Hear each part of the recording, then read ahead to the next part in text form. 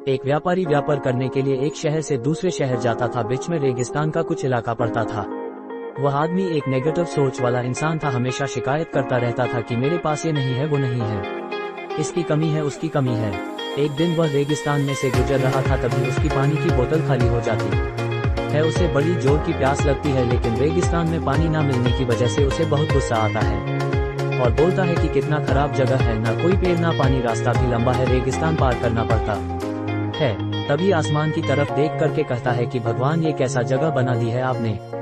अगर मेरे पास में बहुत सारा पानी होता, बहुत सारे संसाधन होते, तो इस जगह पर हरियाली कर देता, बहुत सारा पेड़ लगा देता। वह आदमी ऊपर देखकर ये सब बातें कह रहा होता है और ऐसा लग रहा था कि जैसे ऊपर वाले से जवाब का प्रतीक्षा कर रहा हो कि भगवान कुछ कह दे। अब चमत्कार ये हुआ कि वह जैसे ही नीचे देखा, उसे अपने आंखों के सामने एक कुआं दिखाई दिया। वह पूरी तरह से घबरा गया, क्योंकि उसने कभी भी उस रेगिस्तान में कुआं नहीं देखा था। वह कुएं के पास पहुंचा और देखा कि कुआं पूरी तरह पानी से भरा हुआ है, परंतु वह आदमी नेगेटिव सोच वाला था और हमेशा शिकायत करता रहता था। और फिर से आसमान की तरफ देखते हुए बोला, भगवान, पानी से भरा हुआ कुआं तो दे दिया, लेकिन पानी निकलूंगा कैसे। तो इस बार जब वह नीचे देखा तो फिर से चमत्कार हुआ। उसे कुएं के पास रस्सी और बाल्टी दिखाई दी, लेकिन आदमी फिर से ऊपर देखा और बोला, भगवान, अब इस पानी को ले जाऊंगा कैसे।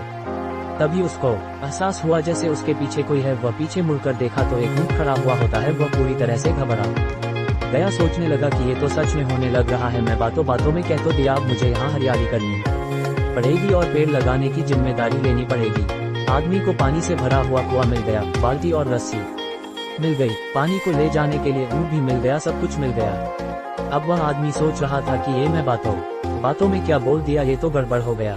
अब वह तेजी से दौड़कर भागने लगा।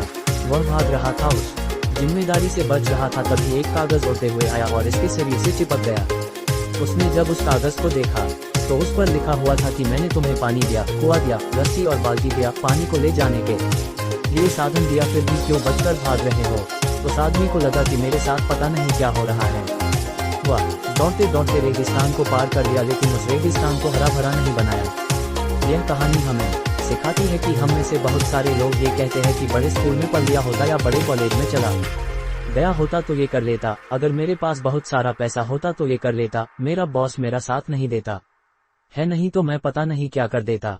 हम हमेशा शिकायतें ढूंढा करते हैं, अपनी जिम्मेदारी से बचकर भाग रहे होते हैं। ये कहानी हमें सिखाती है कि लाइफ में हम जो कुछ भी कर रहे हैं 100% जिम्मेदारी हमारी है कि उस काम को बिना किसी शिकायत के पूरा करे। तो दूसरों पर दोष देना, उनकी गलतियां बताना बंद कीजिए, अपनी गलतियों को सुधारना शुरू कीजिए। रीड ऑल्सो, आलसी लड़के की कहानी। ये कहानी सुनकर आंखें भर आएंगी। जो करोगे वही मिलेगा।